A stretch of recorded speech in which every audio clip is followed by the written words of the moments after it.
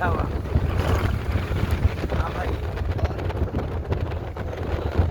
आज मास्टर कन्हैयालाल भारत लाल का पहला प्रोग्राम जामताली गांव में सिद्दीपुर में है और हम कलाकार के साथ ये हमारे बड़े भाई राजेश हीरो जी सामने बैठे हुए हैं और हमारे बड़े भाई राम आश्रय जी, ये हम लोग के साथ में आज बहुत अच्छा मौका मिला है। ये हमारे साथ में बड़े भाई राजू भाई और साथ में क्या नाम, हाँ ये हमारे चेतन भाई, ये सब लोग कलाकार सब लोगों का साथ में हैं और साथ साथ ही हमारे सोनू जी, ये सोनू जी, ये हम लोग का पहला प्रोग्राम उद्घाटन के रूप में ये बहुत अच्छा सहयोग मिल रहा है।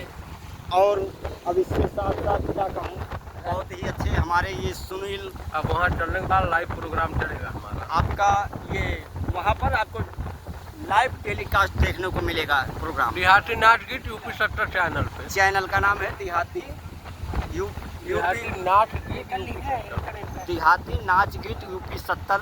ये चैनल के माध्यम से आपको लाइव टेलीकास्ट देखने को मिलेगा यूट्यूब पे। धन्यवाद।